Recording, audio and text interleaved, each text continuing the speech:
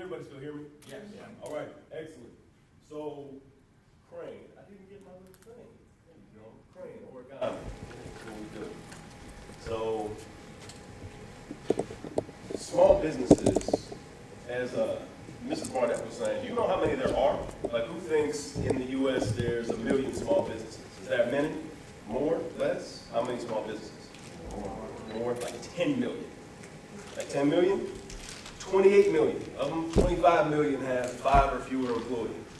It is the primary dominant force of small business and, again, local community engines that keep things alive and moving. But a lot of federal studies over the past 20 years show that only about half of those small businesses, kind of regardless of the number of employees, only half are still alive at the 5-year mark. When you get to 10 years, only 1 in 10 of them is still around. They could have the best product, the best cake, the most amazing cleaning products, the most incredible IT solution, the best tax advice, but they're not around. So the purpose for us was thinking about a different way the small business can be conceptualized and saying, what do we need to do on the front end to help more folks make it to that 10-year birthday? So with that in mind, we knew we had to start off with what about the need for the underlying picture? What about the image of the finances? What about personal stuff? What about all the other things besides your business? When you think of most business surveys, those you may have taken, those you've seen somewhere, they just ask about the business itself. They don't ask you about your life around the business. They don't ask you if your kid got sick, if you got somebody getting ready to graduate, if you had your spouse just laid off from a workplace injury and that income isn't coming in. They didn't ask if your oven's broke, so you got to work on somebody else's oven to get your food products out. They didn't ask that. We couldn't ask all of those questions like we'd like to in this study, but we have some eyes on some things for the future. The micro-enterprise emphasis, as referenced by Mrs. Barnett, was about a half and half from increased CDC participants and other folks based in Central Ohio. We verified zip codes to ensure that we didn't throw in some folks who just happen to get the link but are working and living in St. Louis. We want to make sure we focus just on our folks.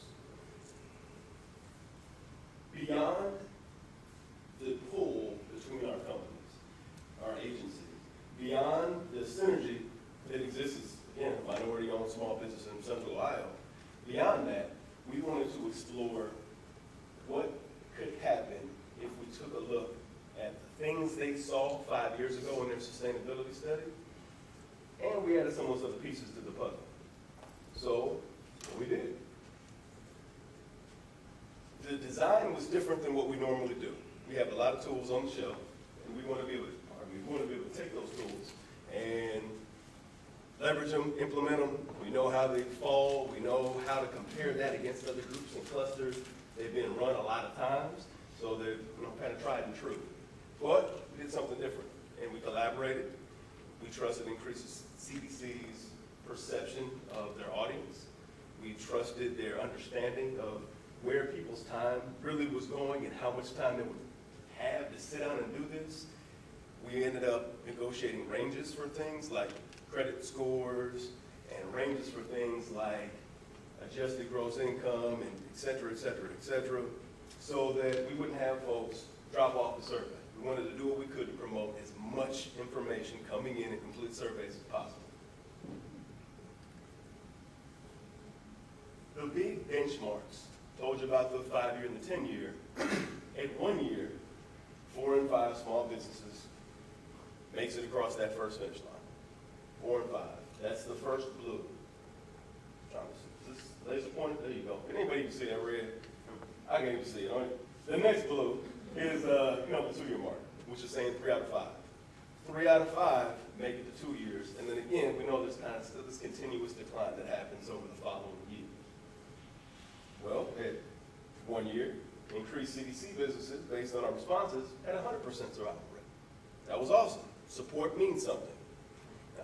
Someone teaching you some of those financial basics, someone supporting you in scope, scalability, especially the newer businesses, who have had the opportunity to go through the pitch process, business plan, presentation process, did all right, still hung on. Central Ohio, the other folks who jumped into that group, who are not in Creek CDC, also had a 100% survival rate. Now, we know that chances are there were some folks who no longer had a business email address, so the knowledge we had of that and how to get a hold of them bounced back. There's a chance that we had some folks who just had a real sore spot, real salty about the business shutting down. And I don't even want to talk about it. I don't even want to talk about it. Leave me alone with that. Go on somewhere, please. So that situation gave us, about a plus or minus 10%. Of course, we're not going to add over the 100% because you can only have 100%. So, take that with a grain of salt of about 10% for the Brown and Fuchsia numbers. The survival rate for businesses at 2 years, 98% for increased CDC, 99%, there was less than a 0.5% difference, and it just fell as we had folks come in. So we had to say, okay, well, wait, we know we got to get this little plus or minus 10% in here, but what else could be impacting this? We know that a lot of the folks who got the survey came through a business incubator or business accelerator. So again, we keep that grain of salt in mind and don't want to generalize too far. This shows there's just a great value to business accelerators and business incubators. We asked some different questions about the challenges people had. Some different questions. So the orange is what was asked in the 5-year-ago study. The big thing then, down here at the bottom, was marketing. That was a big deal. What was different about the world as we know it 5 years ago? Social media, making money. There you go, presidents. I don't miss Obama. Yes, I do. Speaking of the orange mess at the bottom, speaking of the orange mess in 34, that was a significant challenge to folks. But a lot of things changed. Something that, again, I didn't want to overwhelm everybody with a whole bunch of charts. This is all included in the full report, which is soon to be on the Increase CDC site, and is presently on the Crane R&D site. We have a link on the last page. Things totally flipped. So when we ask somebody about their first year in business, what their primary thing that they did to let people know they were out there, it was word of mouth, right? Word of mouth, I'm here.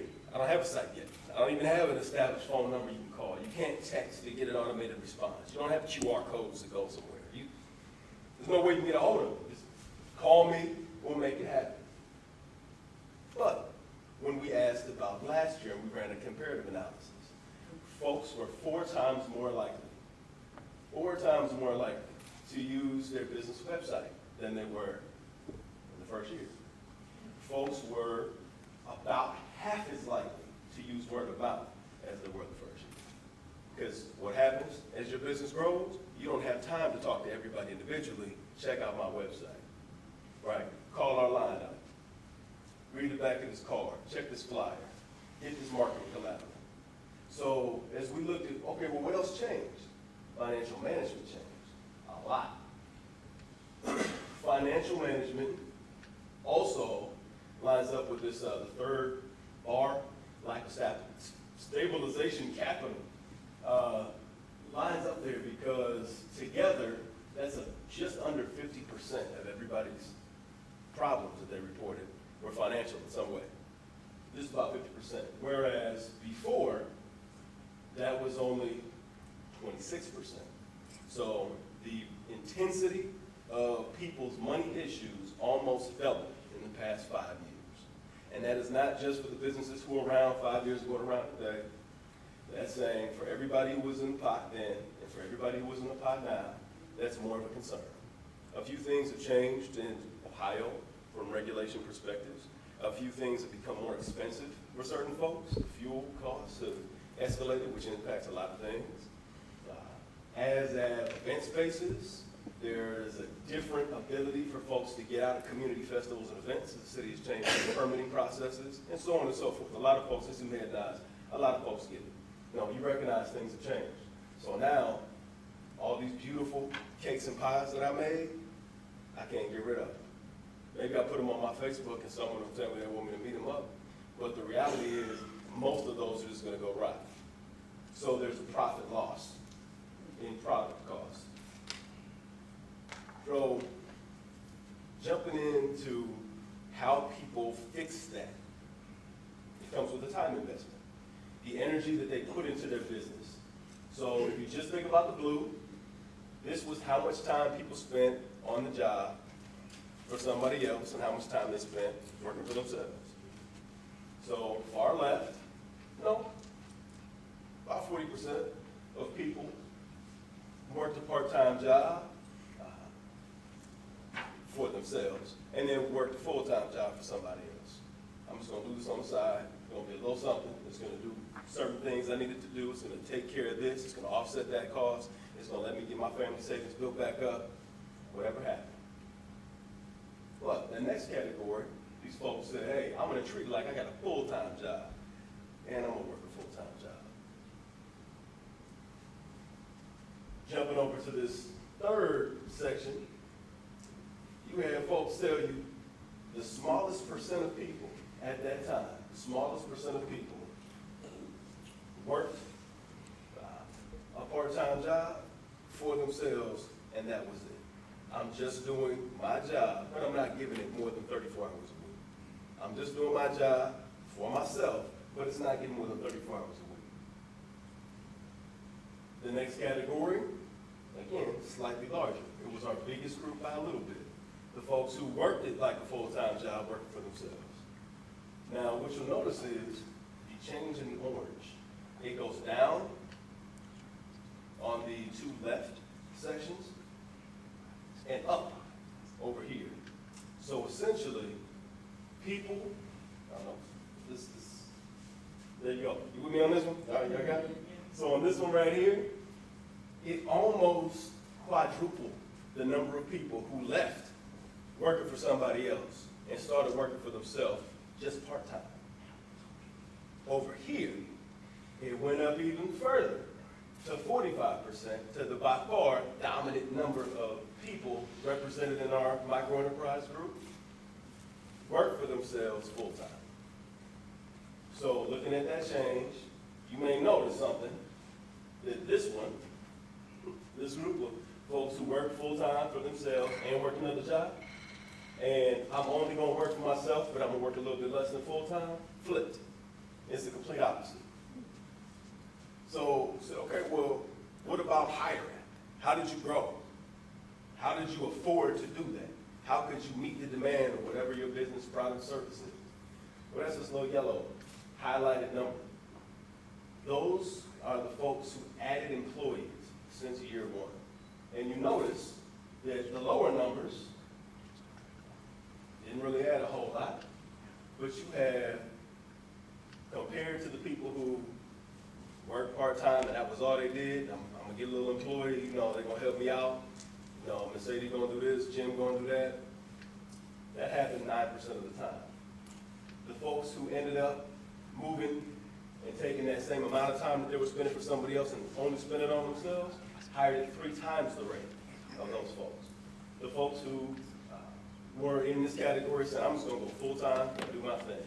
Those folks, probably because they had some more financial resources, went ahead and hired at 4 times the rate of this other group. Pretty amazing. So job creation is a really essential part of entrepreneurship as we think about scaling. Most folks heard that word, right? There's 3 scales. There's the big scale, which folks think of. I'm gonna do this thing that I do everywhere else. Maybe I'm a franchise, maybe I'm gonna get some people who are gonna help me out, and we're gonna get on the road. I'm gonna do what I do a whole lot more often somewhere else. That's the big scale people think of, but there's 2 scales that happen before that. And one scale is, I need to move from working for somebody to working for myself. I need to move from working for somebody part-time to working to myself full-time. So they're kind of 2 little levels, kind of like stretching rubber band before you let it off. and the business goes off and does amazing, great things all over the place. That rubber band that you got to stretch to make that happen breaks for a lot of people because there's not enough money. Breaks for a lot of people because there's not enough resources. So here's why I bring that up. To not get too mathy, because there's a whole lot of math and I love the math. To not get too crazy. The folks on the far left identified that their credit was bad, 600 or less. The folks over here, there you go, second one on, 750 plus, right?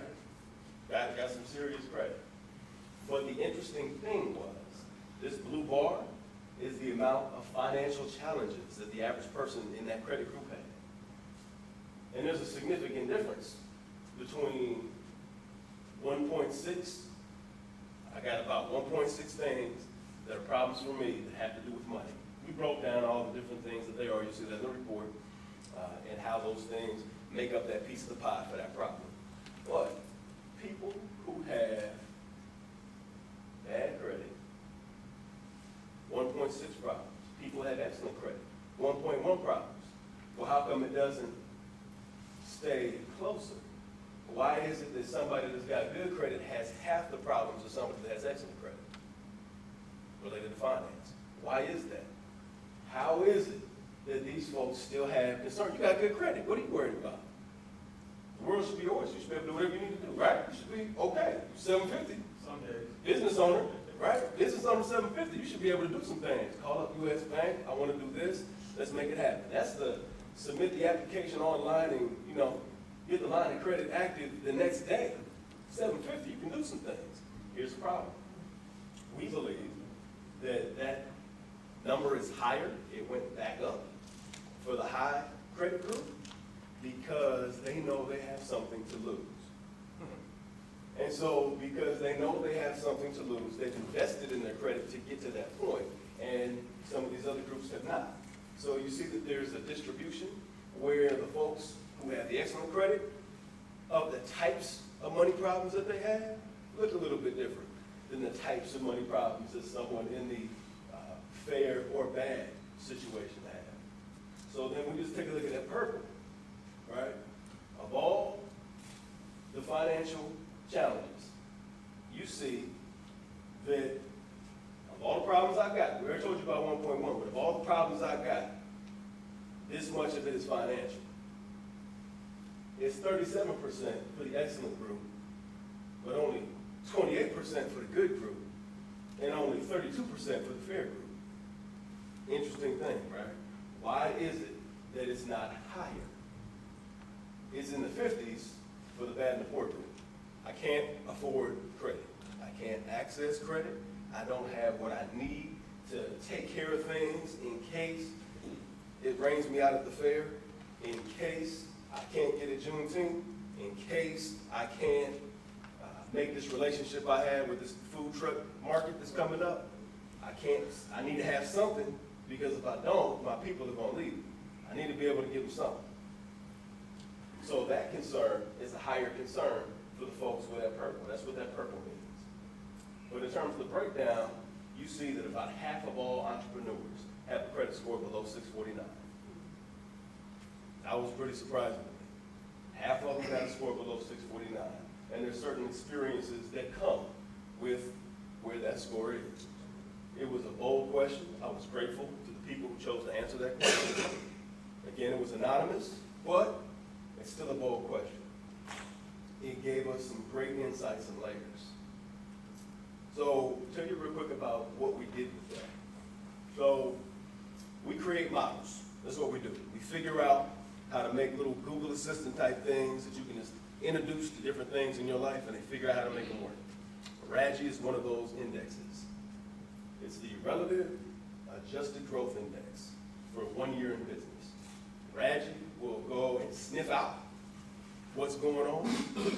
The more things we introduce RADGI to, the easier it is to see how much these things impact someone's real world money. RADGI is based off of about 9 different numbers. One is the money you had coming in, the money you had going out, household level, what that looks like, how many years you've been in business, credit range, and a few other little things that go in there too. And so we say, hey, look, that gives one number. And that's essentially how healthy a business is. It's one number.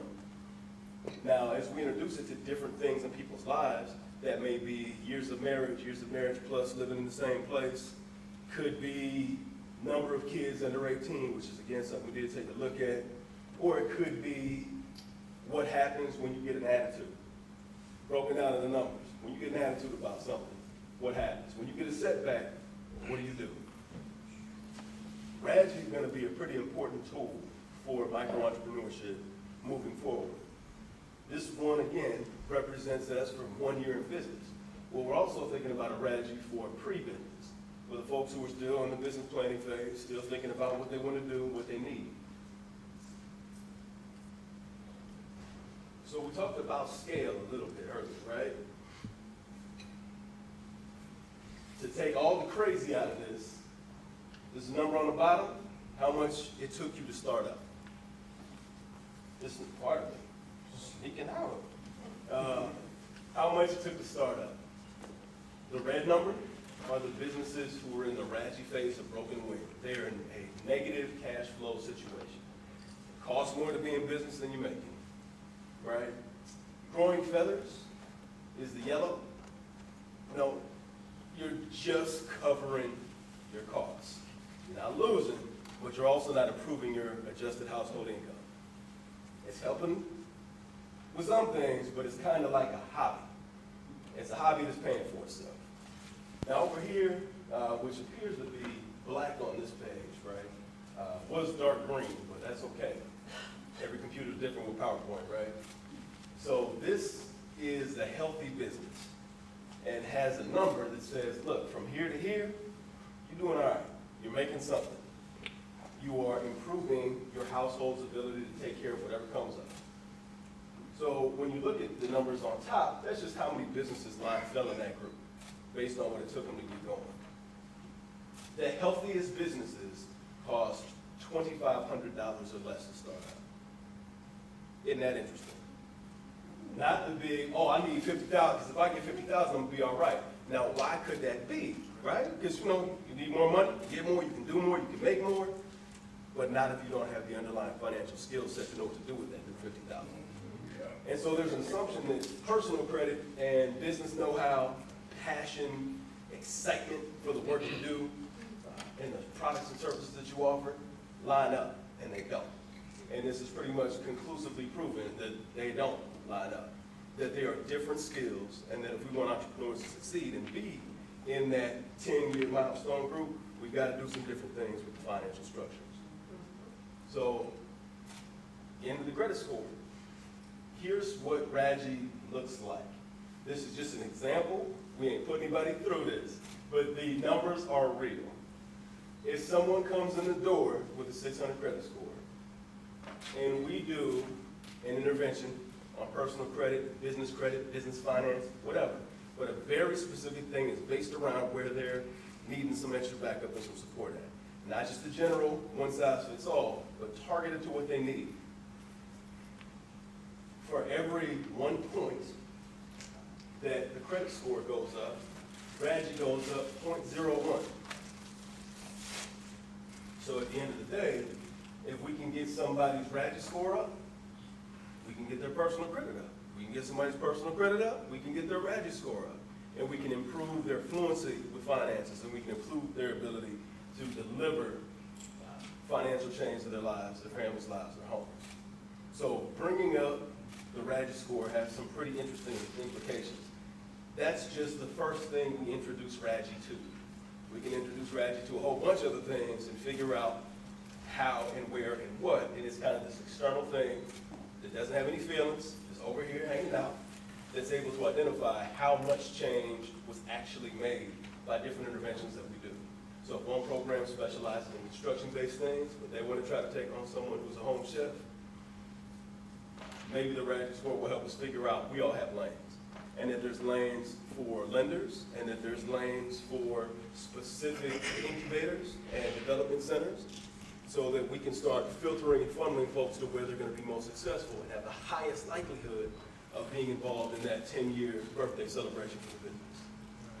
So that's kind of the big picture for what's there. There's a 16-page report available on, again, both sites. We're up here. We've got cars. A couple of Crane team members are here, so we're happy to answer any questions. We don't want to take up too much time. You know, PowerPoint stuff tends to put people to sleep, especially when you're talking numbers. So, any questions popping up? Go ahead. Go ahead. Okay. So my question is, based on the information that you've gathered, what are the next steps in helping entrepreneurs knowing this information? We're going to get to that. Okay. Excellent. I have a tendency to jump. Absolutely. Awesome. It's the way forward. It's the airport. So that's perfectly appropriate. Yes, you mentioned like the entrepreneurs had an average of like 1.6 financial challenges or 1 point whatever. What constituted a financial challenge? Was there like a set base point or was it self-identified by them? Self-identified. We gave them about 12 options and said, hey, rank these.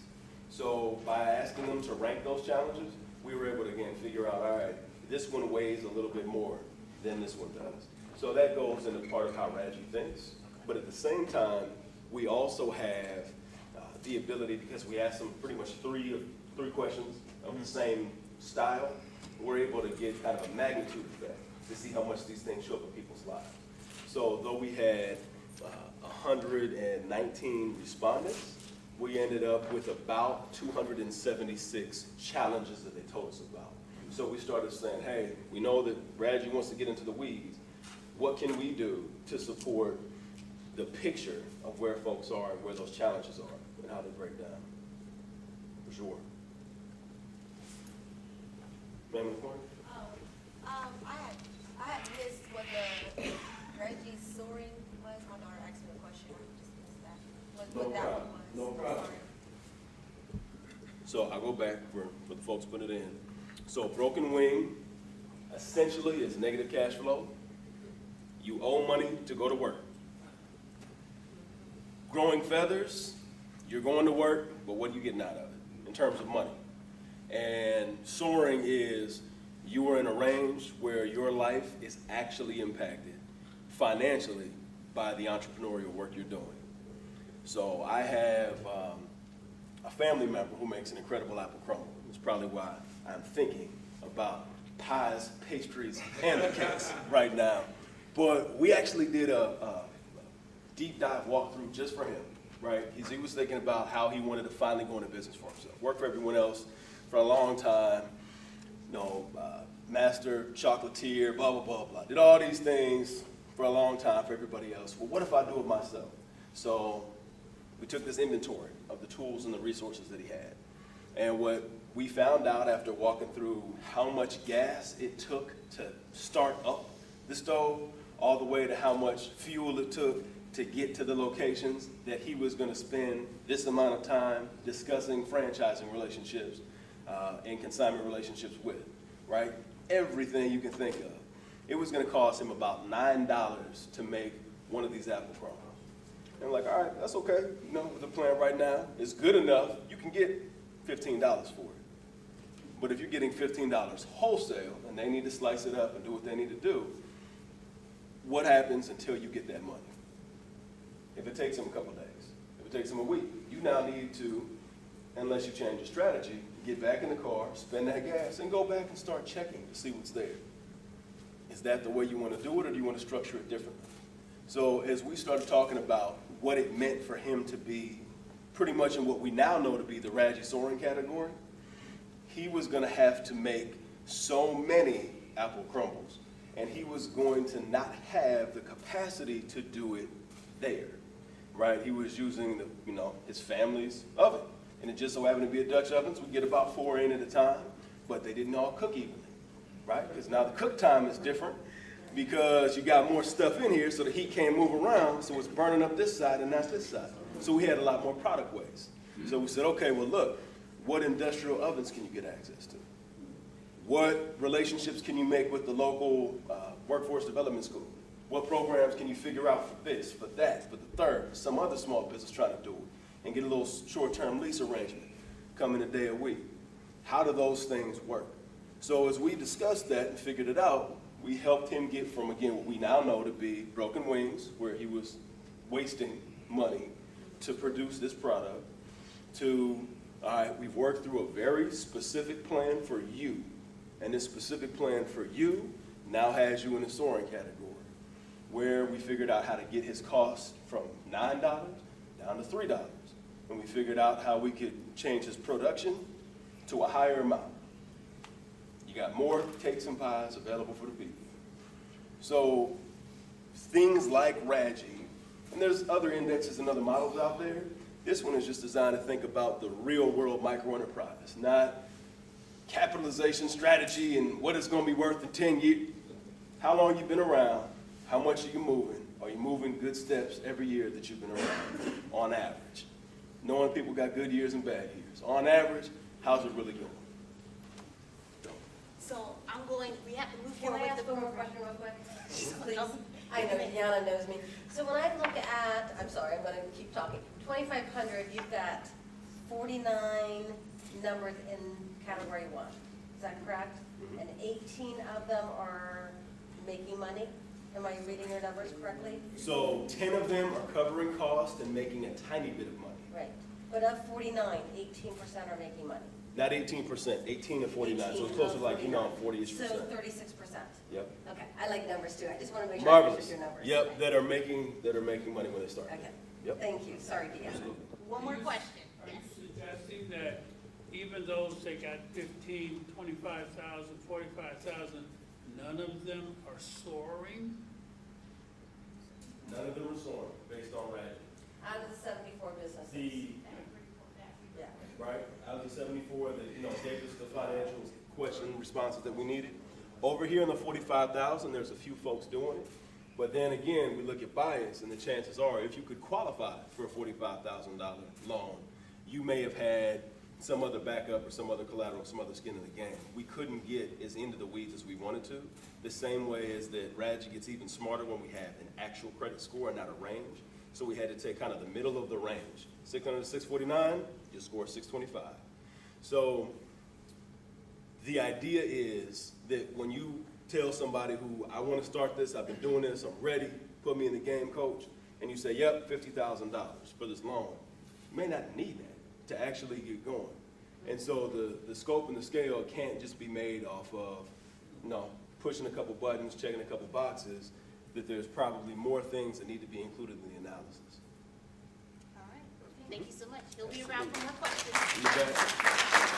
Thanks, everybody. So I want to move to talking to some of the survey respondents. We selected a few that agreed to join a panel and allow us to ask some deeper questions that our survey did not ask. Before we get into that, I'm going to have Kalisha Smith, our program coordinator, kind of explain what we do at Increase CEC. That kind of explains the increase in business survival. So I'm going to have you come up. Shaka, then our AmeriCorps Vista will explain, come on up, will explain how the survey was conducted, and we will bring the survey respondents up for a brief panel discussion. So as they're explaining, panelists, you can go ahead and take your seats up in front. Well, good evening. My name is Kalisha Smith, and I am program coordinator at Increase CEC. Just a little bit about our programs is we have started this year 2 prerequisites to the Micro Enterprise Training Program, which helps entrepreneurs more prepare for the 8-week course. The Entrepreneur Assessment Workshop and Business Model Builder helps our clients to discover their entrepreneur type. Also, they put the big picture of their idea onto paper, which creates the business model canvas. Now, prior to this, our clients didn't even know what a business model canvas was. And then they also were not discovering their E-type, which helps them to pick the right business that fits their personality. And so we also offer funding from $500 up to $15,000. We have TA, technical assistance, which is one-on-one for our clients with our instructors and consultants. We've also added a new workshop this year called E101, which is for the youth, ages 16 to 24.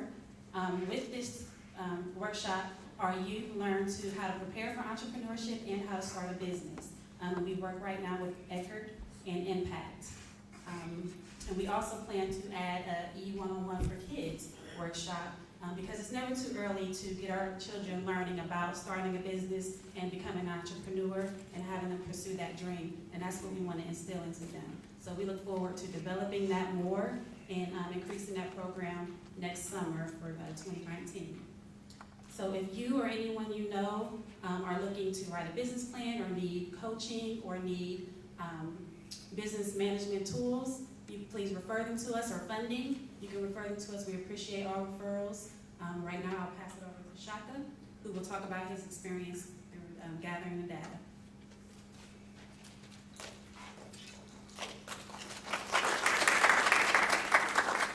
Hi everyone, my name is Shaka Bello. I'm originally from Ghana, and as Ms. Smith mentioned, I'm here to speak on the data collection process. Dr. Agus and Mrs. Barnett already mentioned some aspects of that, so I will just add a little bit of information, which is besides making calls and emails, there were instances where I had to drive to some local businesses in the community to administer hard copies of the survey.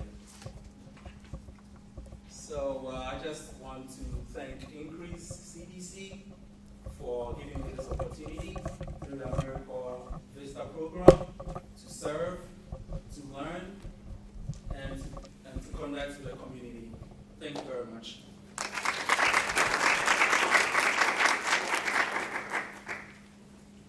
So our panel discussion will be led by Mr. Turner of Crane R&D.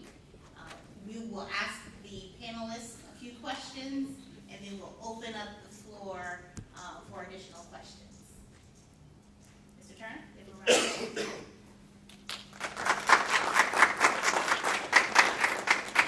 Hello, everyone. My name is Johnny Turner. I want to quickly say that Shaka, I think, was being a little bashful. Mr. Bella, as well as Ms. Barnett, Ms. Smith, and Increase did a really good job of making real-time adjustments to get the whole project done. And so I wanted to put that out there because I think another gentleman had mentioned that really the importance of how organizations in the community need to be agile in their right of working with people. And so there was a lot of monkey wrenches that came out throughout the process. So from building up the questions to changing up the project management plan, and like I said, just all of the individuals at Increase being willing to make it happen. I hope that they will get recognized for that. Before I get into it real quick, I used to work for a gentleman, and one of the things he used to always say is that I signed in front of the checks. And he would always say it in moments when it was disagreement about how we were to move forward. And I didn't necessarily like when he said it, but I started thinking about it more and more and what it meant. And what it really meant was that you just think about your lights and your utilities at home. I think about it at home and at work. You know, you have a choice to do something different. This is my passion, and this is what I do. And so some of the questions that we initially had, it was Shaka and Ms. Barnett that really knew not only the past Increase clients, but the larger micro enterprise ecosystem. And so we had to shave back some questions, but some we'll give you tonight. So just really quickly, if you can introduce yourself really quickly, the name of your business and what you do very briefly, and then we'll get back right to the questions. My name is Tori Moss, CEO of Moss the Boss Ribs and Sauce. I have I produce specialty sauces and rubs and barbecue products and things like that. Currently have a sauce on the market, and I'm an alumni for Increase CDC with the classes that they took. So, that's it. All right. How you doing? My name is Michael McKeeba. I'm with Healthy Connections, developmental disabilities specialty, excuse me. I work with individuals with developmental disabilities, help them find jobs, help them with home care, anything that has to do with their waiver, which is provided by the state. I provide ancillary programs for them. Right now, I run a summer camp for my individuals with disabilities, and we're looking to grow into a lot of many things that we're working on at this time. I am an alumnus with Increase CDC. I want to thank my mentor here for bringing me in, trusted I could get through it for him, and that's it. I'm Destiny Ward, owner of the Browtique. I specialize in brow shaping. We create customized shapes for each client based on personality and character. Also, I'm an instructor. I teach all over the world, and I also teach here at my studio as well. And I also participated in the Increase program on how to create a business plan. Hello, everyone. My name is Shanice Wise, and I am a personal and business development coach, founder of the Unstoppable Community, which is a community of over 1,800 members, business owners, entrepreneurs that are looking to grow and develop, and CEO of Wise Armstrong and Associates. So I work with business owners who have been in business for about 3 years or more that are looking to up-level their profits. Quick round for him. So let's start with you, Ms. Wise. If you can kind of think generally, what type of general information you know now, you wish you would have known earlier, what would that be? And please share with those of us that are here. What kind of general information that you know now that you wish you would have known a little bit earlier? I would say the biggest thing is having clarity on who my ideal clients were and who they are now, because everyone's not your client. I would say that's the biggest thing, and being strategic in having the right marketing strategies, branding strategies, and selling strategies in regards to connecting with them. A lot of times, at least a lot of my clients, they're very unclear on who their ideal clients are, which causes them to leave a lot of money on the table. So I would say that's the biggest thing for me early on, not being really, really clear and not having anyone there to help me. Speaking of help, Ms. Ward, what or who has helped you the most in your entrepreneurial journey, besides your daughter? I saw her hand go up.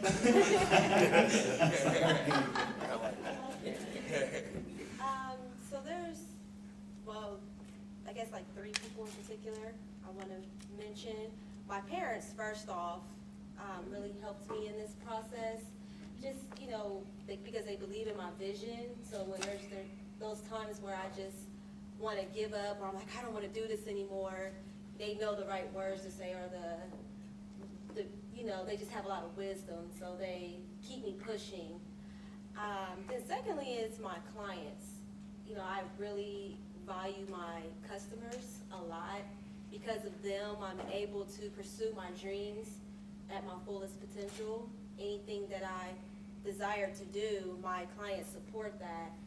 And because of them, I'm grateful. So I do value my customers, because every time they come through my front doors and use their money with my company, that's, I'm able to put my daughter through private school, or I'm able to take time off to be with her, or travel and continue to teach. I'm able to do all those things when people patronize in my business. And we want to acknowledge you as being important too. We know that you're a great helper, so I didn't want to cut you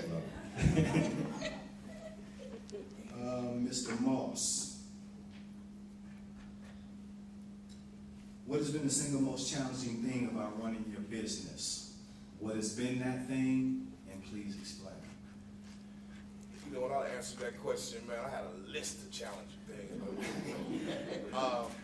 Honestly, I think it's the fact that I had the attitude that because you start your own business, that it's going to be smooth selling, and it won't be, I'm going to be a billionaire. And, he never really realized that the challenge that I face, man, is keeping up with numbers.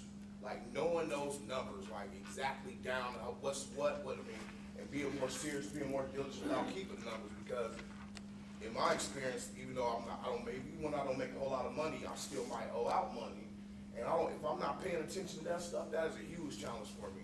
There are other challenges, of course, but that's a huge challenge. And then the fact that, like he was doing it, a minute ago when he was doing the, presentation, I work a full-time job still too. So it's whether or not I really want this to be a thriving business, or do I want to keep it as hobby status. So not being able to put the kind of hours I want to put in is challenging too. So I mean, I can go on and on. Let me be clear. I don't want to make it sound like I don't enjoy what I do, but that's not the case at all. It's just there are more challenges to it than you might. In other words, I guess weighing the pros and cons a little bit better. Something I could have done, a little bit more thorough to see, that it's just not going to be about making money. It's going to be a lot of hard work involved. So I'm getting a little bit better at it as we go. So let's follow up on that question, because I think Dr. Argus, and I think Mr. Reddick had spoken, Dr. Argus displayed, Mr. Reddick has spoken about like the importance of being on top of your finances. Yeah. And so you manage your own finances? Yeah. What tools do you use? I got an Excel spreadsheet I use, and what, that thing is only as good as what you put in it. I'm just being honest.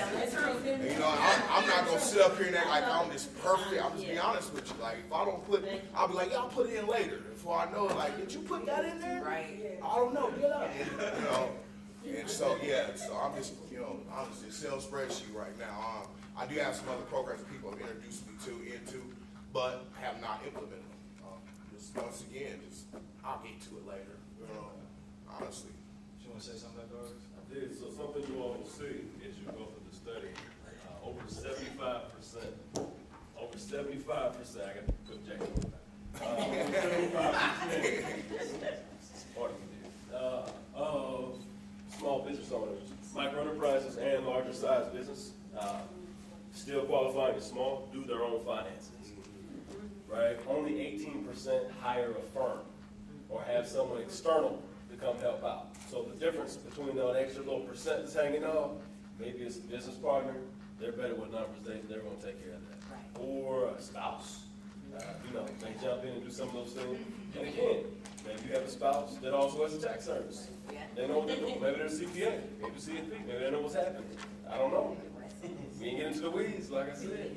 But that ends up being a pretty meaningful thing when you consider, I need to make this work. And, there's this thrust that you see in the comments that people make.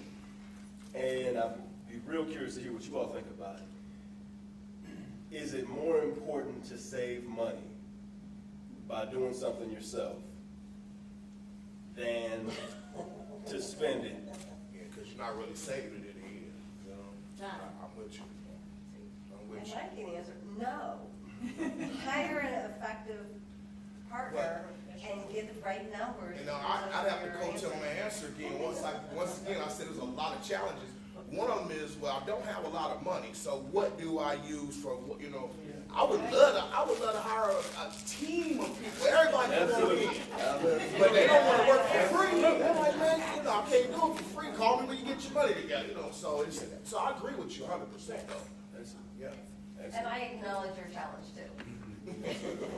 There are actually, you can contact the colleges, because my son was part of financial literacy at the Ohio State University, and they were looking for businesses to help do their financials. So when we first started, because at first I was like, Jesus, I need you to help me understand where this goes. Right. And then it just, I happened to come across someone, and they put our financial system in place for almost 2 years, and now 12 years out, we still use it because it's effective. Excellent. Thank you. Mark? Mr. McKeever, did you have a question, Miss? No, I was just gonna say that I'm sort of doing both. I'm doing it myself, but I have a tax person that will do my taxes. I'm not touching taxes at all. And that's the first thing for my, she's also a financial person, so I need to get her to do it. Mr. McKeever? Yes.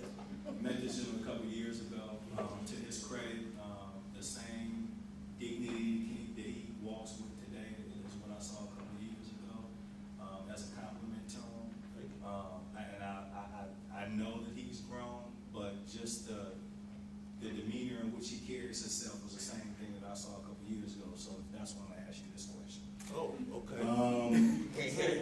Okay, all right. So, what has been one of your biggest mistakes or miscalculations in running your business? What was it, and what did you learn? Okay, so you were asking me some question, and I get it, okay, because the funny thing is, a lot of people know, I'm a realist. I don't sugarcoat. Right. I just don't have time, because I'm an entrepreneur. Right. And my days are long, I'm working right now. Okay, so, even to ask a question like that, can you ask it again? Because, because what I want to do is make sure that I'm accurate in telling people how things work when you have your own business. Okay. What has been one of your biggest mistakes or miscalculations in running your business? What was it? Please explain. Not trusting somebody because it's my baby. This is my baby. I can't trust nobody to get it right but me. I can't handle anything out, give orders or whatever to say, well, this is how it goes because it's my vision. And it's very difficult to bring a team of people that want to, like you said, not getting paid as much as you are, doing things like that, to understand your vision. Okay? So once you can get a team to say, hey, I understand where you're going, what you want to do, and believe in what you're doing, you got to give something. You're going to have to give a little bit of trust. You're going to have to find the backbone to let it go and say, listen, I got to have this guy in here. I know he can do finances. I heard about it, but I don't know. That dude from D.C. You know what I'm saying? But if I didn't have him on my team, I would not be where I'm at. So I had to relinquish some of the trust. Okay? One other thing I had to do is, once again, just swallow my pride a little bit more. I work with people, and I'm very compassionate to a lot of things, and some of the things that, how I kind of grew up in my demeanor and things like that, I had to have this status or what have you. But I got to be a point, I had to be a little bit more humble, especially with the okay.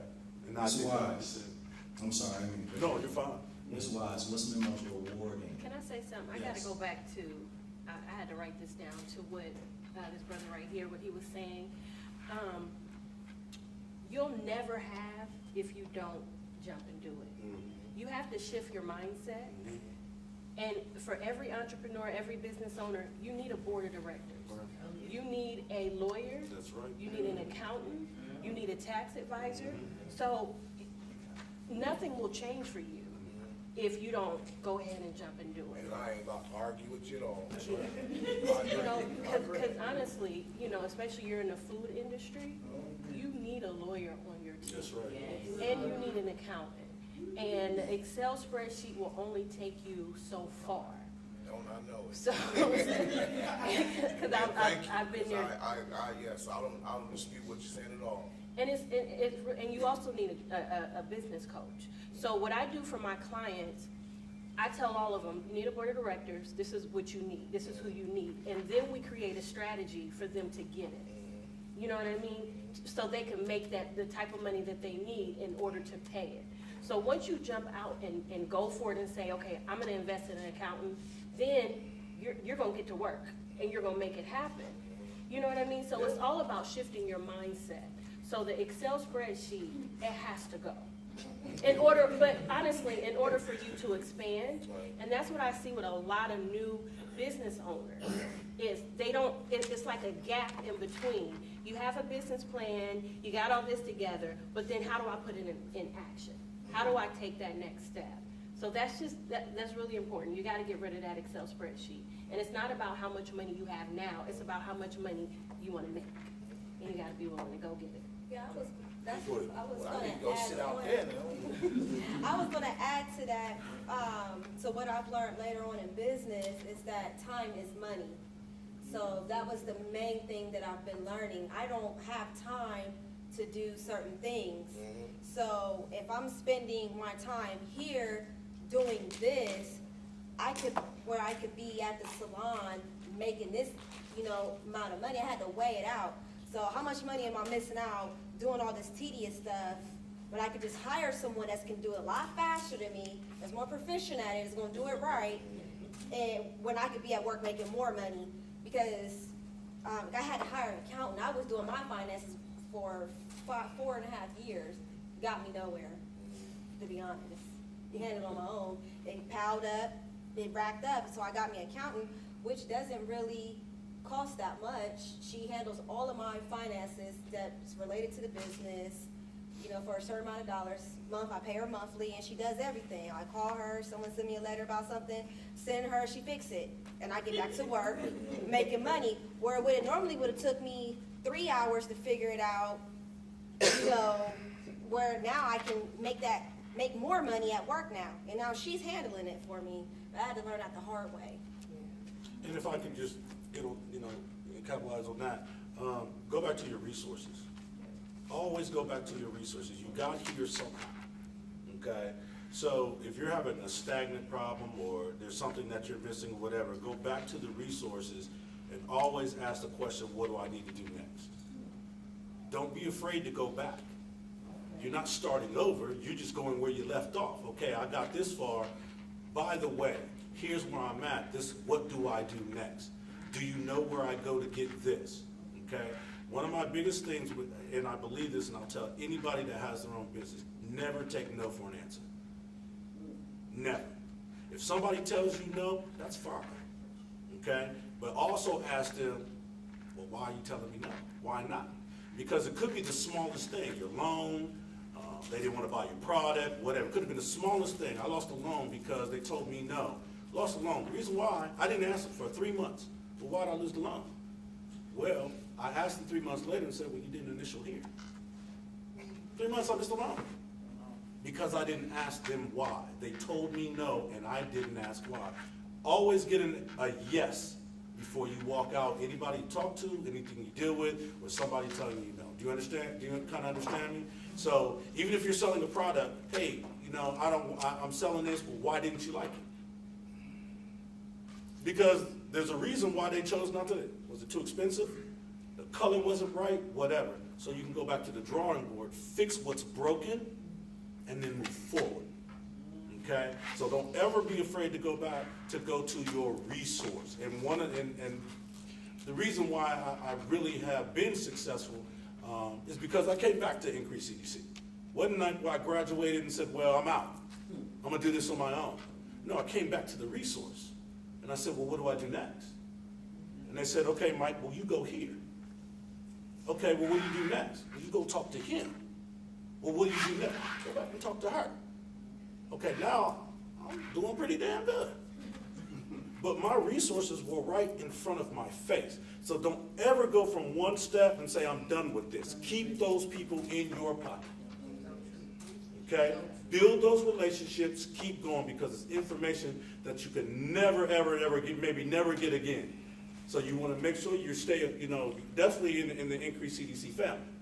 You want to come back and get the best resources that you can so you can move forward. I'm very sorry. If I could give you a mic so you could drop it. Last quick question. Each of you, please take less than a minute to answer. Mm-hmm. But 20 seconds. How much? 20 seconds. No, maybe not. Oh, okay. 30 seconds. Start with Mr. Moss and moving down. That was a perfect segue. What is your way forward? What is your own particular way forward? Just kind of what people were just talking about. I am in touch with some people right now through Increase CDC, through Key with some crowdfunding. I got some things in place. By the way, I do appreciate your input. So moving forward, I do plan to switch over and be doing my job, doing my business full time. I'm putting a plan in place to make it happen instead of just walking in there saying, I quit and I'm going, which is what I love to do, but I didn't hit the lottery yet. So, but yeah, that's my plan moving forward. Y'all see me. And no more Excel spreadsheets, right? I don't look at it enough anyway. I'm staying on it. It's sorry to get rid of it. What I'm actually doing, like I said, what this gentleman is doing, I've came back to Increasing CDC to look for their assistance in building a new project with our special needs individuals. What we'll be doing is we will be having a vocational training center that will actually be running a restaurant that will teach individuals food service. So while the restaurant is, making revenue and building, I'm going to actually be creating jobs, training for jobs, and doing job placement at the same time. And Increase CDC is going to be a very big part of helping that. Ms. Ward? My way forward would be having more access to information easier. It's like a lot of things with the business I had to learn as I go, and every time I make a mistake, even though that was an opportunity for me to improve from that mistake or learn from it, it costs me in some type of way. So I would just like to have, more access to information. And as a micro enterprise, I want, part of having having more access to information is because everybody, when you start a business, businesses come at you and everybody want a piece of your money. Everybody wants some. Everybody, and because of lack of knowledge, you sometimes utilize all these people that's, trying to get a piece of the pie. And if you had the information, you probably would have known which direction to go and would have told those people, no, I'm not interested, and hang up on them. So that's for me. Finally, Ms. Wise? For me, I have clients and companies that I work with all over the United States, so Nexus International. Well, let's get one more hand for lovely panel. Thank you for being candid, and I'll pass it back to Ms. Barnett. All right, panelists, thank you so much for your time. And so in our last minutes here, I just want to, where's the clicker? Oh, okay. I want to discuss some ways that, there are many ways that we can be moving forward. I want to discuss from Increase CDC what we plan to do to move forward for these businesses and how you can support those initiatives. So the first way forward is improving the business plan development process. So we attribute the increase in our clients' year 1 and year 2 survival to the changes we made to our programming. We now spend an additional 10 hours with our clients compared to 5 years ago, resulting in like 35 to 40 hours per client within a 3-month period. So improving the business plan development process. The second way forward is realigning business coaching strategies to be more industry specific.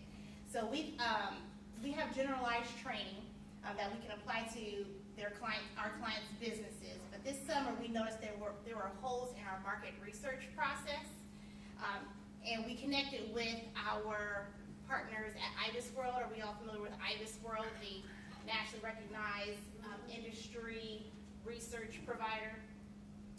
And we let them know that this information is great, but our clients really need to be able to understand where they are, because certain industries in Ohio don't perform as well as other states.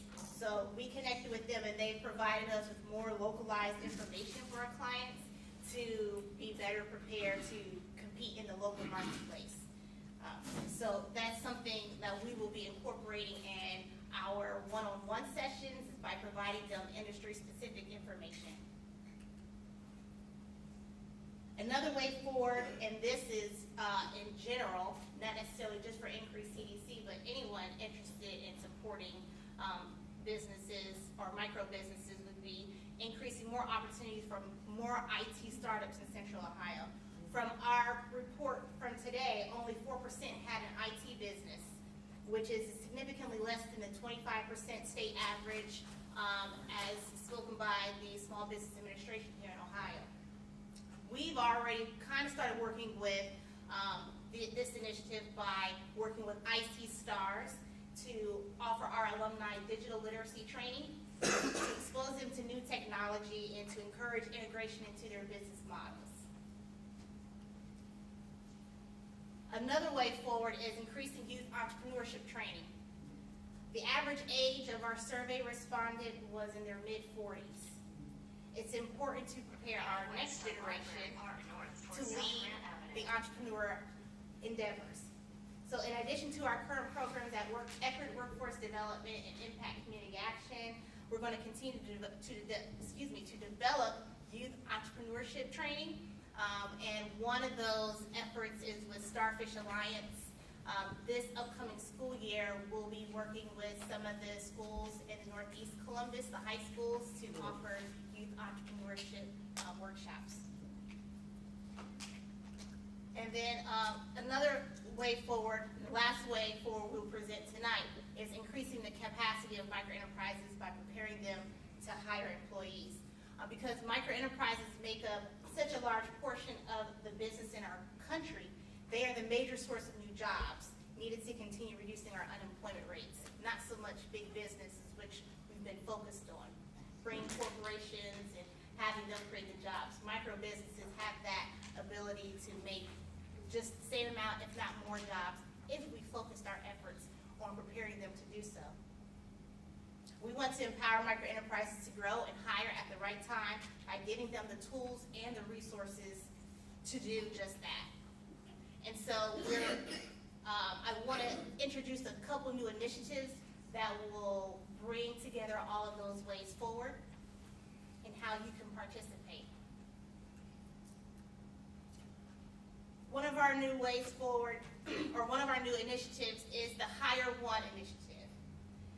This initiative was created to provide the resources needed for our local businesses to hire at least one additional employee within the next 2 years. Through increased training in business financial literacy, operational management, employee recruitment and retention, as well as connecting them with working capital, we plan to help create at least 500 local jobs by 2020 through the Hire One initiative. And then another initiative, although we didn't give deep information on the challenges of women-owned businesses, the data is there, but we didn't highlight that today. We still want to place an emphasis on women-owned businesses in some of the ways forward presented tonight. And this includes hiring, use of technology, access to capital, and more. So our first effort is a small business women's conference in September to highlight these areas. And we will be at Creekside Conference Center in Gahanna, bringing in different guest speakers, successful female entrepreneurs, to help touch on some of these areas.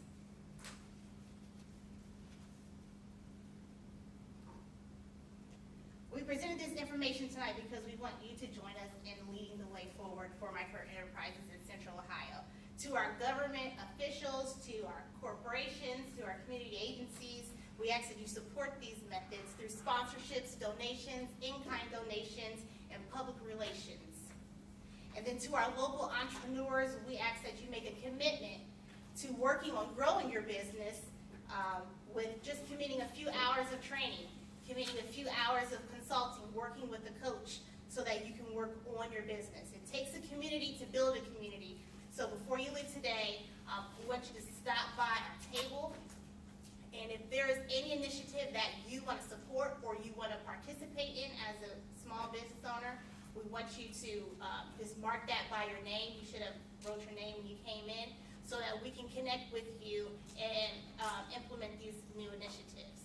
So the areas of interest you can put by your name would be the business plan development, which is our current microenterprise training program, coaching and consulting.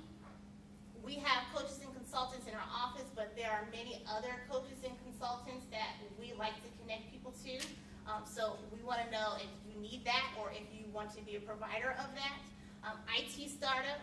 So as we look to integrate new ways of technology into our business, we want to know who can help with that and who is interested in that. Youth entrepreneurship. One of the efforts that Starfish Alliance is meeting as volunteers to go in and mentor the youth in addition to teaching them. So volunteers for youth entrepreneurship, or if you have a child that you want to receive that type of training, let us know. And then Hire One initiative. If you want to expand your business by way of creating and committing to hiring one within the next 2 years, let us know. Or if you have resources to help connect these entrepreneurs and to help them grow, to prepare them to hire one, we need to know that, okay?